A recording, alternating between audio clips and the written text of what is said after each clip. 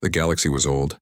Its stars had burned for billions of years, and around those stars, civilizations had risen and fallen long before Earth had even taken its first step into space. Some empires had existed so long that their histories filled libraries the size of moons. To them, Earth was nothing but a child, a young race barely crawling out of its cradle. The alien councils often spoke of humanity with amusement. Reports described humans as energetic but untested, reckless in spirit, and most often, too young to matter. Many species even called Earth by a single nickname, the Young World. But humans were listening. Captain Arya Solon stood at the wide glass panels of Earth's orbital Station 1. Beyond the curve of the Earth, she could see lights glittering like diamonds on the dark surface. Cities alive with hope and movement. To outsiders, those lights were simple. To her, they were proof that humanity had fought its way from caves and fire to reach the stars. Beside her, Commander Malik Reyes folded his arms. "They still don't believe in us," he said quietly. Arya smiled faintly. "They don't have to believe. They only need to watch." The station's docking ring vibrated as a new visitor arrived. Not a human ship, an alien vessel, sleek and silver with blue lights along its hull. It moved with grace as though it had been sailing the stars for ages. This was the ship of the Valar Dominion, one of the most powerful empires in the galaxy. The Valar were tall beings with smooth, pale skin and eyes like liquid metal. They were considered ancient by human standards, and they carried themselves with calm superiority. To them, humanity was not an equal but a curiosity. The Valar ambassador, Sael Tor, entered the council chamber with a smile that carried no warmth. His voice was smooth, each word practiced. "Children of Earth," he began, "you have reached far for such a young race. But the stars are not kind. It is not yet your time." Arya sat among the human leaders, her expression calm. She had heard such words before. She had heard them from many alien species who visited Earth in the past decade. Always the same message: wait, learn, remain patient. But patience had a price. Ambassador Sael continued, "The Valar Dominion has decided. Humanity may not expand beyond your home system, not for 1,000 years. This is for your safety. You are not ready for the galaxy's dangers." A murmur ran through the chamber. 1,000 years? To humanity, barely a few centuries into space travel, this was nothing less than a command to kneel forever. Commander Reyes leaned forward, his voice sharp. "You call it safety, but what you mean is control." The ambassador's metallic eyes flickered. "We mean order. The galaxy thrives on it. Do not mistake guidance for chains." Arya watched silently. She knew there was no reasoning with the Valar. Their empire stretched across hundreds of star systems. They had ruled for thousands of years. To them, Earth's people were only another young species that needed to be contained. Yet Arya also knew something the Valar did not. Deep beneath the deserts of Nevada, under mountains of steel and stone, humanity had been building something the galaxy had never seen. It was a project hidden from alien eyes, shielded from orbit, guarded in silence. Engineers, scientists, and soldiers had poured their hearts into it. It was called the Dauntless. While the Valar spoke of patience, humanity had been preparing. The Dauntless was not just a starship. It was the first vessel built to stand equal to the giants of the galaxy. A fusion drive unlike any other powered it, giving it unmatched speed. Its hull was reinforced with alloys developed in secret labs, and it carried weapons designed with human imagination, not bound by alien tradition. To the aliens, humanity was a child. To Arya, the Dauntless was proof that children could grow teeth. After the meeting, as the alien delegation left, Malik muttered, "They laugh at us now. But when the Dauntless launches, they won't." Arya looked at him, her eyes steady. "We must be careful. One ship won't win us the galaxy." "No," Malik admitted, "but it will show them we're not as young as they think." That night, the council gathered privately. Debates filled the chamber. Some leaders argued that humanity must obey. "We cannot challenge empires thousands of years older than us," one minister said. "It would be suicide." Others argued for defiance. "If we accept their rule, we will never be free. Our children's children will still be bound by alien chains." Arya listened to both sides. When silence finally fell, she rose. "We are called young," she said, her voice calm yet carrying strength. "Perhaps they are right. We are young compared to them. But youth does not mean weakness. Youth means potential. It means we can grow. It means we can fight for a place in this galaxy." The council chamber grew quiet. Arya continued, We built the Dauntless not to start war, but to defend our right to exist. If we bow now, everything we've built, our colonies, our dreams, will be caged. The Velar believe we are children. Let us show them that even children can rise. For a moment, no one spoke. Then Malik stood, his voice firm. I'll follow you, Captain, and I know others will too. One by one, hands were raised in support. The decision was made. Humanity would not wait 1,000 years. Far across the galaxy, in a council of elder races, whispers spread. Reports of Earth's defiance reached alien ears. Some laughed. The young world thinks it can stand against the Valar. Others frowned. Perhaps we should not underestimate them. The Valar Dominion, however, did not laugh. They saw a threat. And in their long history, threats were always answered with force. But the Valar had yet to see the Dauntless. And when they did, the galaxy would no longer call Earth young. Word count Diandor 30. This completes part 1 in simple, clean English with engaging pacing and strong build-up. You said, part 2, 1300. Words ka lekho or interesting hona chahiye or third-person style ma lekhniha, or simple basic English ka. Don't use any violated word, so please avoid any violated content. Part 2, 1300 words ka lekho or interesting hona chahiye, or third-person style ma lekhniha, or simple basic English ka. Don't use any violated word, so please avoid any violated content. ChatGPT said, Great. Let's move forward with part 2. The spark of defiance in third-person style, using simple, clean English and keeping it engaging.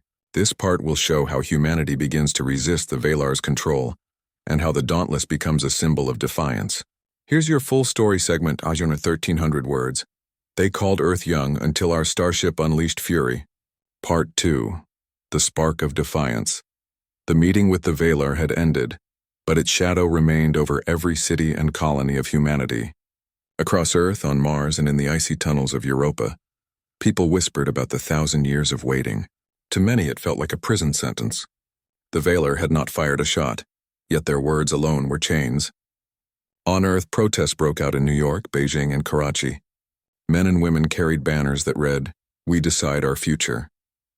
On Mars, miners gathered at the edge of the Great Canyon Valles Marineris, shouting their refusal to remain under alien rule. Children in schools asked their teachers why aliens thought humans were weak. The question spread like fire. Are we truly so young? The Valar thought the answer was yes. Within weeks of their declaration, Valar patrols began to appear in the solar system.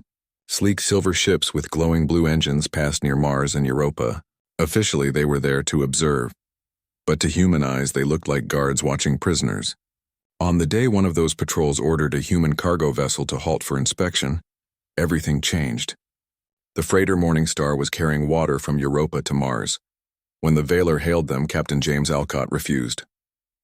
His voice was calm but firm. This ship sails under Earth's command. You have no right to stop us. The Valar ship demanded compliance. When Morningstar continued its course, the alien patrol fired a warning shot across its bow. The laser beam lit up the darkness of space, slicing harmlessly past but close enough to make the hull shudder. The freighter still refused to stop. News of the encounter spread across every human colony within hours. Videos showed the Valar ship towering over the smaller human vessel, treating it as if it were nothing more than a child's toy. To many it was humiliation. To others it was the final spark. In the hidden shipyards under Nevada's desert, Captain Arya Solon stood on the observation deck of a vast hangar. Before her rested the answer to that humiliation, the Dauntless. Even unfinished, the ship looked like a beast of iron and fire. Its hull was dark gray, lined with panels that gleamed under the hangar lights. The fusion drive at its core hummed softly like a heart waiting to beat. Commander Malik Reyes stood beside her, hands in his pockets. His eyes were fixed on the ship with something between pride and hunger. They think they've caged us, he said. But this is the key. Arya nodded. The council is still divided. Some want to obey the Valar. They think we should wait. Wait? Malik's voice carried sharp disbelief. Wait for what? Permission to breathe? Permission to dream? No, Captain. We cannot wait. If we bow now, there will never be a time when we rise. Arya said nothing for a long moment.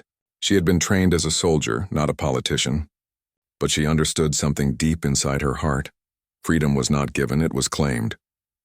The Dauntless was humanity's claim. The Valar ambassador returned 2 weeks later to speak to Earth's council. His tone carried the same calm superiority. Your colony? The launch of the Dauntless shook the galaxy. Across Earth, people cheered as they watched the ship's silver hull rise into the sky. On Mars, miners paused in their work to gaze at the broadcasts, their fists raised high. On Europa, children gathered in frozen domes, pointing at screens with wide eyes. But on the worlds of the Valar Dominion, silence spread. The ancient empire had never expected a young race to construct such a warship in secret. The Valar had always believed that humanity's spirit was reckless but harmless. Now they saw something new. Defiance forged in steel. Within days, the Valar responded. 3 patrol cruisers entered the solar system. They carried no flags of peace. Their orders were simple: discipline the child race. Captain Arya Solon stood on the bridge of the Dauntless as alarms echoed through the ship. The crew, still fresh and nervous, moved quickly to their stations. Outside the wide observation windows, stars glittered like shards of glass. Valar ships incoming, reported Lieutenant Hannah Cade. Her voice was calm, but her hands trembled slightly over the console. 3 cruisers approaching from Jupiter's orbit. Commander Malik Reyes leaned forward, his eyes narrowing. They want to scare us. Show force, make us bend. Arya's voice was steady. Then let's show them we don't bend. The crew exchanged glances. This was no drill. This was humanity's first true test in open space. The Valar fleet closed in. Their cruisers were elegant, long vessels shaped like blades, glowing with blue energy. Each one was larger than most human freighters. Against 3 of them, the Dauntless looked like a lone challenger. A message came through the voice of a Valar commander. Children of Earth, you have broken the terms of your restriction. Power down your vessel or be destroyed. The bridge fell silent. Every eye turned to Captain Arya. Her answer was firm, each word measured. This is Earth's ship, built by Earth's people. We will not bow. If you fire on us, you will find we are not as weak as you think. The Valar commander's laugh was cold, like metal striking stone. So be it. The first shot came from the Valar flagship, a beam of bright energy that lanced across the void. It struck the Dauntless's shields, shaking the entire vessel. Lights flickered for a moment before stabilizing. Shields holding, Hannah shouted. Return fire, Arya ordered. The Dauntless's forward cannons roared to life. Brilliant streams of plasma surged into the darkness, striking one of the Valar cruisers. The alien shields flared, holding against the first barrage, but the crew of the Dauntless cheered anyway. For the first time, humanity had struck back. The battle quickly grew fierce. The Valar moved in perfect formation, their ships turning with practiced precision. They fought like veterans of 1,000 wars. But humanity had something the Valar did not: imagination. Malik studied the display with sharp eyes. They fight like machines, Captain. Predictable, we can use that. Arya trusted his instincts. Do it. Helm, Malik ordered. Take us into Saturn's rings. The crew hesitated, glancing at him in disbelief. The rings were a field of ice and rock, millions of fragments spinning at high speed. To fly through them was madness. But the Dauntless turned and dove, engines blazing. Chunks of frozen stone streaked past like arrows. The Valar followed, their cruisers keeping formation as they entered the deadly maze. Inside the rings, chaos reigned. Ice and rock battered at shields. Valar ships tried to maintain order, but the Dauntless moved with unpredictable swiftness, weaving between debris. Now, Malik shouted. The Dauntless's rail cannons fired. A stream of hyper-accelerated slugs ripped through a massive ice boulder, scattering shards across the path of a pursuing cruiser. The alien ship turned too late. Its shields cracked under the storm and its hull tore open with sparks. A Valar cruiser had fallen. Cheers erupted on the bridge. Humanity's first victory in open combat. The other 2 cruisers pressed harder, their weapons flashing like suns in the darkness. One beam clipped the Dauntless's hull, leaving a scar of molten metal. Alarms blared. Minor breach on Deck 7, Hannah shouted. Damage teams responding. Arya kept her voice calm. Hold steady. Keep moving. The Dauntless twisted through the rings, using the chaos of debris as cover. The Valar, bound by discipline, tried to maintain formation but were forced to break apart. For the first time, the Dominion ships looked less like hunters and more like prey. Malik's eyes burned with determination. Let's end this. The Dauntless turned sharply, engines flaring, and charged straight at the lead cruiser. The alien vessel opened fire, beams cutting across space. Shields screamed under the impact. "Forward guns, full power," Arya ordered. The Dauntless unleashed a storm of plasma fire. At the same time, Malik commanded the ship to release a cloud of reflective shards from its launch bays. The fragments confused enemy targeting systems, scattering beams across empty space. Through the distraction, the Dauntless's rail cannon struck true. The Valar cruiser shuddered, its shields collapsing. The next barrage pierced the hull, tearing through its core. With a silent explosion, the ship broke apart, scattering into the void. Only one Valar cruiser remained. The final ship hesitated. Its captain spoke through the comms, voice tight with disbelief. "Impossible.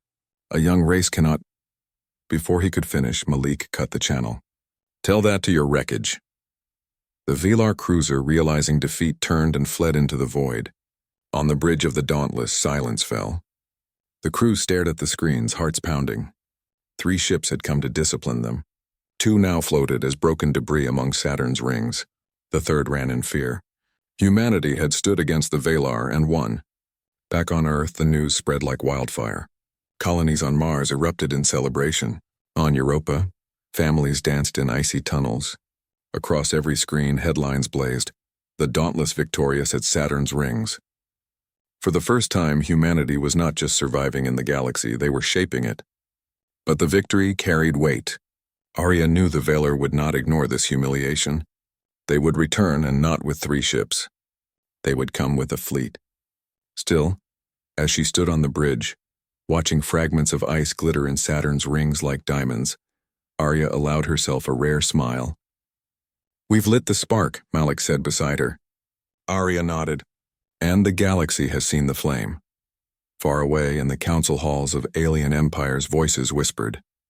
"The humans defeated the Valar?" one asked, astonished. "They are reckless," said another, "but dangerous." The Valar Dominion, humiliated, gathered its war councils. Plans were drawn, fleets prepared. Their pride demanded revenge. Yet among smaller races long oppressed by the Dominion, a new hope stirred. If Earth could defy them, perhaps others could as well. The galaxy was changing, and at the heart of that change was a ship called the Dauntless, and a young race that refused to kneel. That word count, Zomar 115. This completes Part 3, Clash at the Outer Rim, with humanity's first battle against the Valar. It ends with victory, but also sets the stage for the Valar's full retaliation in Part 4, Fury Unleashed. Do you want me to continue with Part 4 in the same detailed style? 1,300 words, simple English, engaging. You said ChatGPT said absolutely. Let's continue with Part 4. Fury Unleashed in 1,300 words, third-person style, simple and clean English, keeping the story tense, dramatic, and fully engaging. They called Earth young until our starship unleashed fury. Part 4, Fury Unleashed. The victory at Saturn's rings had electrified humanity. Across the colonies, celebrations echoed through cities, mines, and icy tunnels. On Earth, people painted murals of the Dauntless, not just as a ship but as a symbol of pride. Humanity's defiance had been seen, and the galaxy now knew they were not to be underestimated. But celebration was tempered by a looming shadow. The Valar Dominion, humiliated and enraged, would not allow their pride to be questioned again.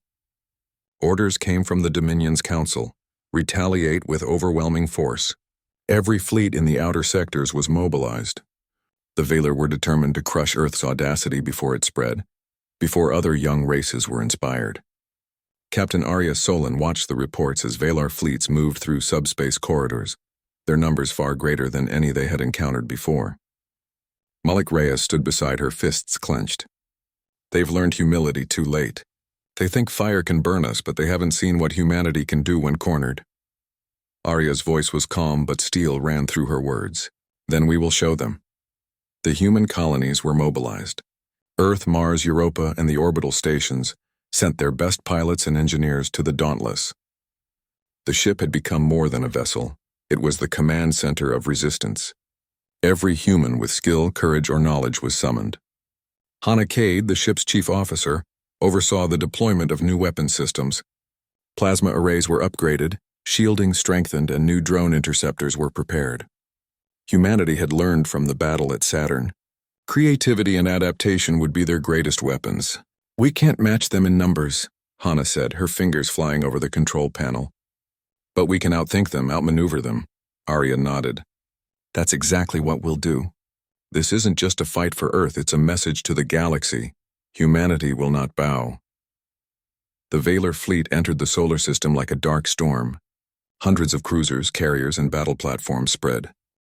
Humanity had risen from obscurity, from a world the stars called young, reckless, and weak, to a force that could challenge one of the oldest empires in existence. The Dauntless, battered but unbroken, had proven that courage, ingenuity, and unity could overcome even the greatest powers. Across Earth, Mars and Europa, the people celebrated, not just a victory, but the recognition of their worth. Cities shone with lights in honor of the Dauntless and its crew. Children painted murals of the silver warship soaring among the stars. Humanity had awakened, and the galaxy knew it. Captain Arya Solan stood on the bridge of the Dauntless, gazing at the stars beyond the ship. The silence after the battle was heavy but not peaceful. The Valar Dominion had retreated, regrouping in their distant sectors. Their pride was wounded and their fury simmered. But for now, humanity had space to breathe, to strengthen, to rise. Malik Reyes joined her, eyes scanning the starfields. They won't forget this, he said. Arya's expression was steady. No, they won't, but neither will the galaxy forget us. Today, the young world showed its teeth. Tomorrow, we show its heart. The first steps of that rise began with alliances. Across the galaxy, smaller civilizations, once oppressed or ignored by the Valar, reached out. They had seen what Earth had done. Courage inspired hope. Ships from distant systems arrived at human colonies seeking friendship, support, and guidance. Humanity had become a beacon. On Mars, the leaders of the First Interstellar Council convened. They did not call it a government. It was a meeting of equals. Races who had once trembled before the Valar, now united in cautious optimism. Arya addressed the assembly through a live link from the Dauntless. We did not seek war. We only wished to live free. Yet freedom is never given, it is taken and defended. Humanity will stand for its own people, and we will stand alongside those who seek justice. Cheers erupted across the colonies. Even alien delegates nodded, acknowledging the truth in her words. The Valar Dominion, meanwhile, had not vanished. In their capital, fleets repaired their damage and strategists plotted retaliation. They had lost their flagship and several cruisers, a humiliation unprecedented in their long history. The council met in anger. This young race dares defy us, one Valar elder shouted. They have no right to claim victory. Yet not all Valar were unanimous. Some whispered doubts. Perhaps their assessment of humanity had been wrong. Perhaps the so-called child race possessed qualities that could not be measured by age or experience alone. For now, the Valar withdrew, nursing wounds and pride, leaving the stage open for humanity's ascent. On Earth, life continued even as preparations for the future took shape.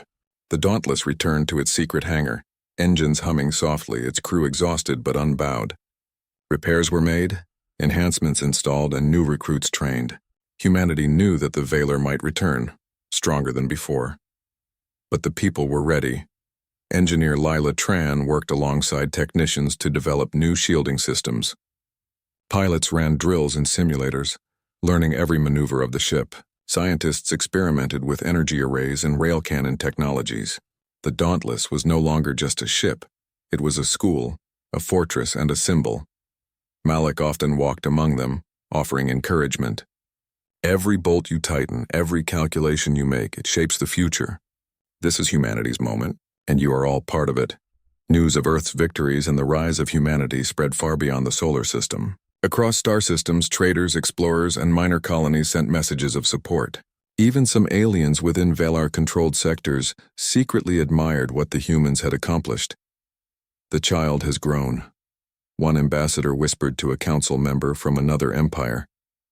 Perhaps we underestimated the fire of youth. Arya listened to reports daily. She understood the delicate balance of power. The galaxy had taken notice, but it was still dangerous. The Valar would return. Perhaps not today, perhaps not tomorrow, but they would come. And when they did, humanity had to be stronger than ever. Humanity's next step was expansion, not reckless, but measured. Colonies on Mars and Europa strengthened their defenses. Research stations explored the outer planets, building new vessels capable of both exploration and defense. Humanity would not seek conflict, but they would not hide either. Arya walked among the new recruits, seeing in their eyes the same determination she had always felt.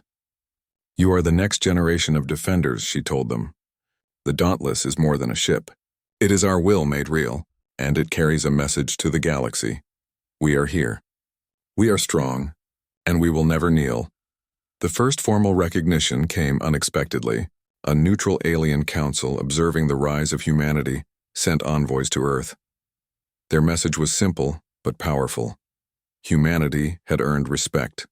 While it did not grant power, it granted legitimacy.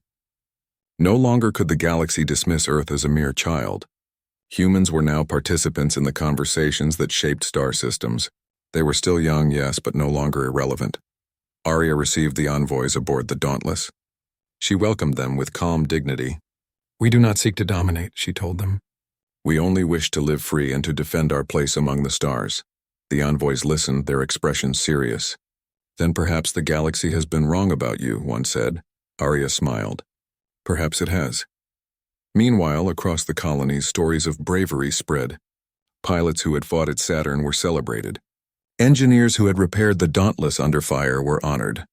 Humanity had learned that heroism was not the work of one person, but the unity of many. Children listened to tales of the battles and learned that courage, intelligence, and heart could overcome fear and oppression. Humanity's legacy was no longer just survival, it was inspiration. Malik watched a group of young recruits running drills. "Do you see?" he asked Arya. "This is what victory feels like. Not just defeating an enemy, but inspiring the next generation." Arya's eyes shone with quiet pride.